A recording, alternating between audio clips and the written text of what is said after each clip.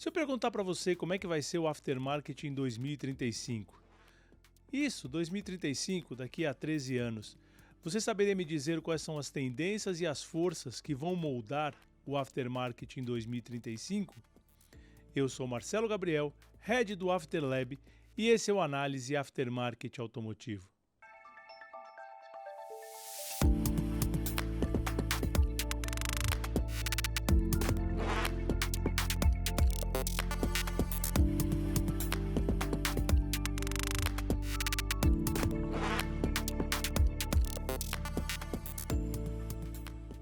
Parece um exercício de futurologia pensar em 2035, mas 2035 está aí, batendo a nossa porta. Basta lembrar como esse ano de 2022 já foi super corrido, super rápido e estamos finalizando já o mês de maio. Em um estudo publicado no mês passado pela Associação dos Fornecedores do Aftermarket nos Estados Unidos, a AASA, Automotive Aftermarket Suppliers Association, uma pesquisa realizada pela Roland Berger, a consultoria alemã, indicou 9 tendências que vão mudar e vão forçar as mudanças no aftermarket até 2035. São elas: veículos elétricos a bateria, comércio eletrônico e online para offline, consolidação, escassez de mão de obra, disrupção na cadeia de suprimentos, acesso aos dados, direção autônoma, cadeia de suprimentos e seu legado e sustentabilidade. E hoje nós vamos falar de algumas dessas tendências que foram apontadas no estudo da Roland Berger. Vamos começar com os veículos elétricos a bateria. Como tudo na vida, existe um lado positivo e um lado negativo. O lado positivo dos veículos elétricos a bateria é que, a depender em que setor do mercado de reposição você está, vai ser muito positivo. Mas como assim? Como é que veículos elétricos vão ser bons para o nosso mercado? Eu não vou entrar aqui na discussão sobre eficiência energética, sobre matriz energética e sobre as questões que estão levando à adoção de veículos elétricos, principalmente emissões. Isso é um papo para um outro análise aftermarket automotivo. Mas o que eu gostaria de chamar a sua atenção é que, a depender do setor que você está no mercado de reposição, os veículos elétricos vão ser algo bastante positivo. Por exemplo, quem está no setor de pneus. Estima-se que o consumo de pneus vai aumentar porque você vai estar colocando um veículo mais pesado para rodar e isso vai exigir mais dos pneus.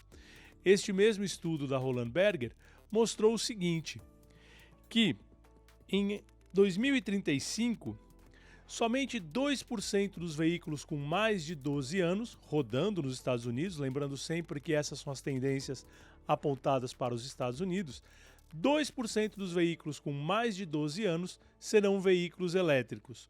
Ok, interessante. Só que um veículo com mais de 12 anos, a gente sabe o que acontece.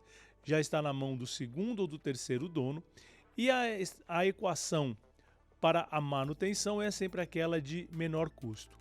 Por outro lado, os veículos de 8 a 11 anos, que são aqueles veículos que demandam bastante peças, vão corresponder a 11% da frota americana. Então, grosso modo, 1 a cada 10 veículos de 8 a 11 anos vai ser um veículo elétrico.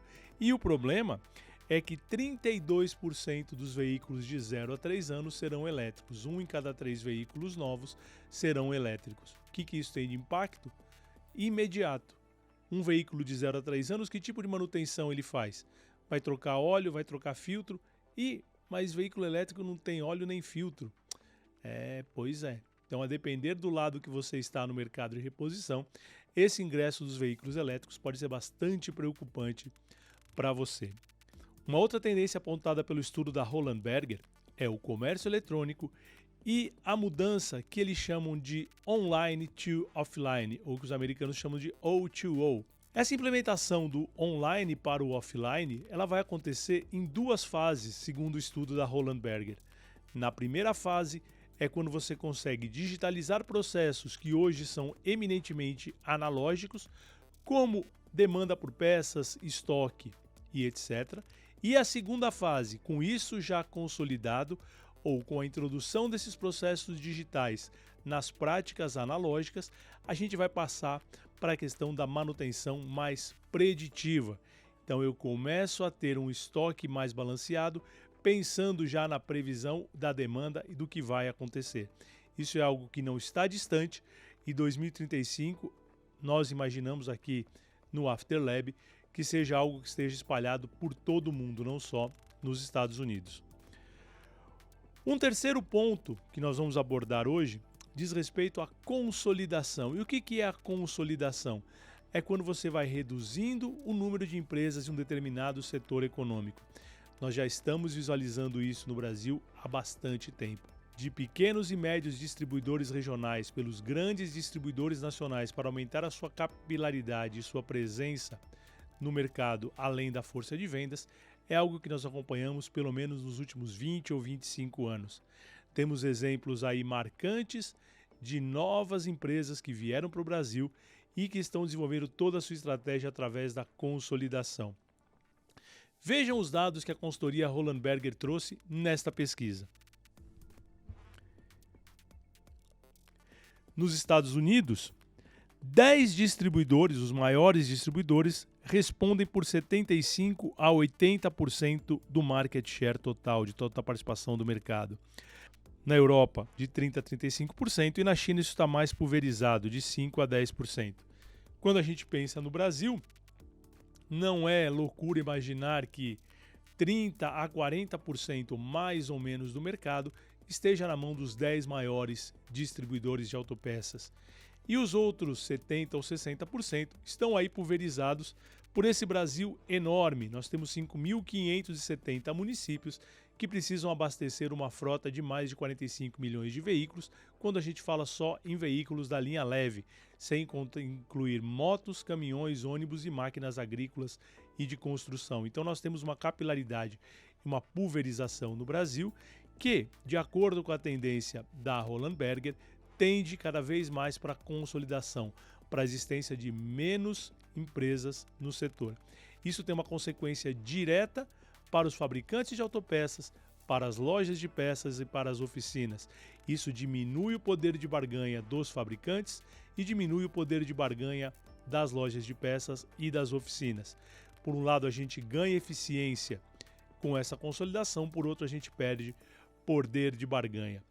E uma outra tendência apontada pelo estudo da Roland Berger nos Estados Unidos é a tendência de maior consolidação entre os fabricantes de autopeças. Nós acabamos de ver o anúncio da Cummins, tradicional fabricante de motores, adquirindo a Meritor, tradicional fabricante de sistemas de trem de força.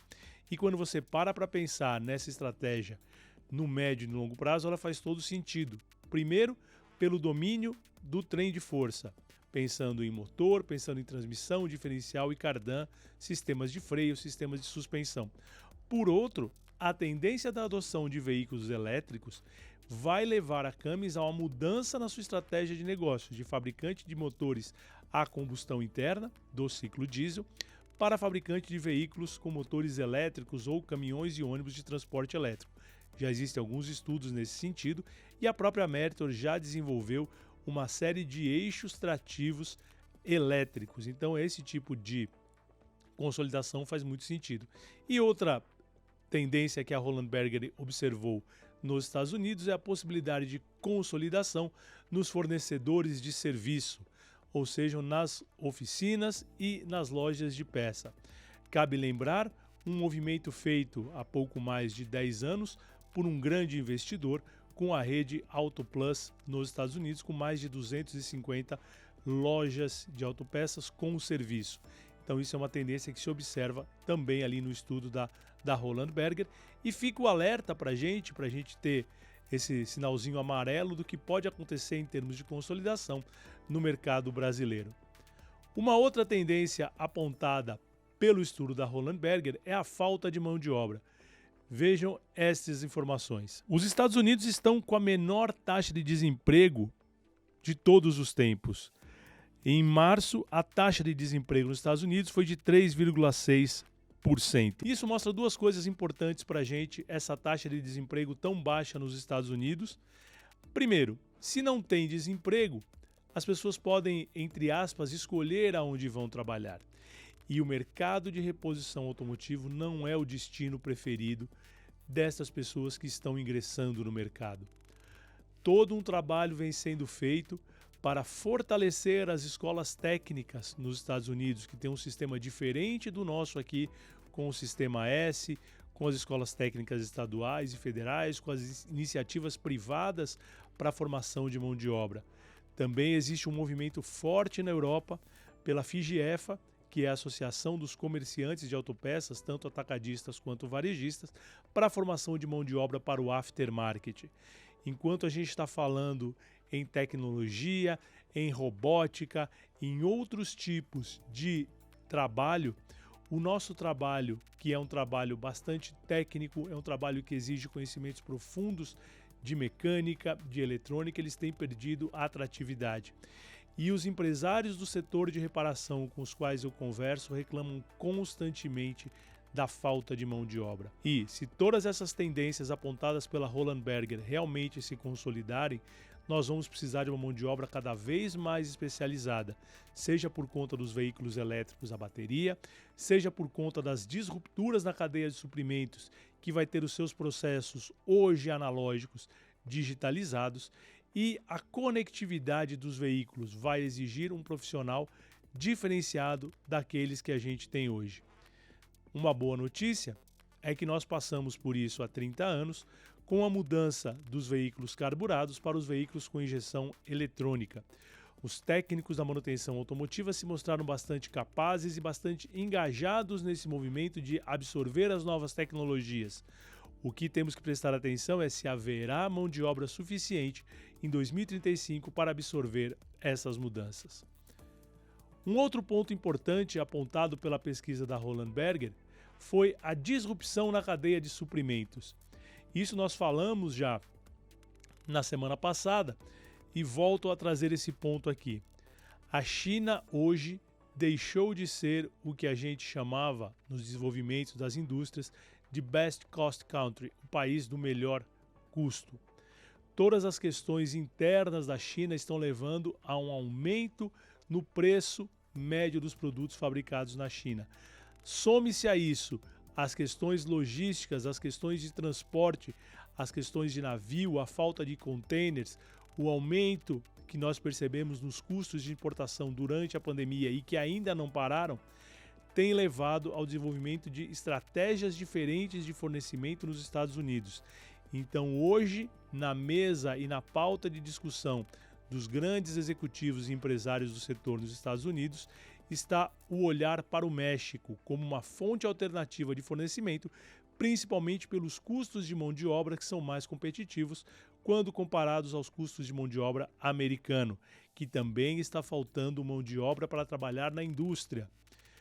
Tenho conhecidos que trabalham nos Estados Unidos na indústria e que reclamam constantemente que, por conta desta alta taxa de oferta de emprego ou um baixo desemprego nos Estados Unidos, está muito difícil a obtenção de mão de obra para trabalhar na indústria.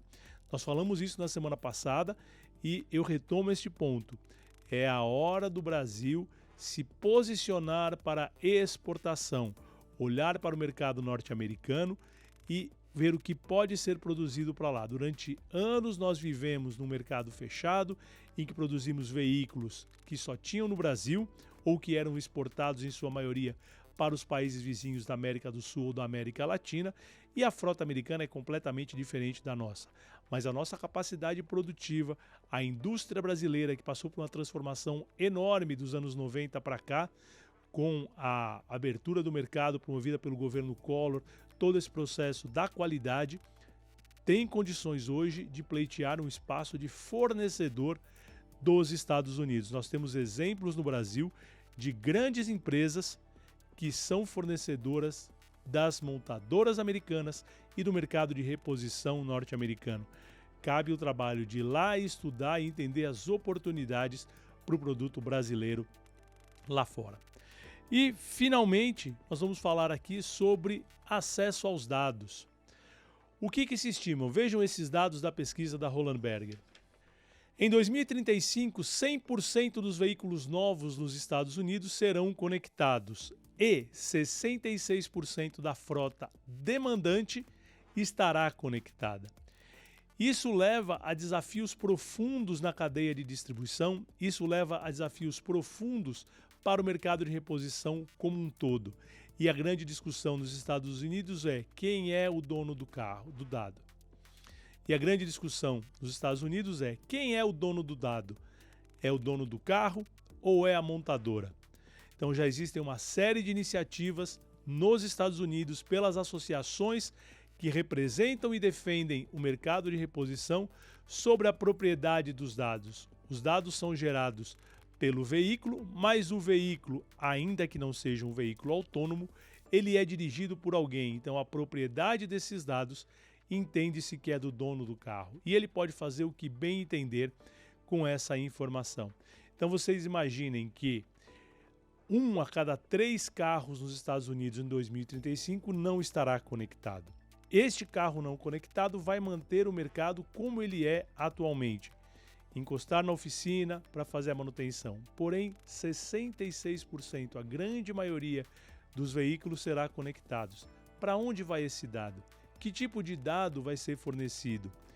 Como é que as portas OBD, e o pessoal da reparação entende bem o que eu estou falando aqui quando eu falo de OBD2, esta informação e essa porta OBD vai mandar dados para onde? Para a minha oficina, para a concessionária, para a montadora, para o celular do motorista, e aí ele escolhe via um API ou um web service para quem ele quer disponibilizar, para a sua oficina de confiança.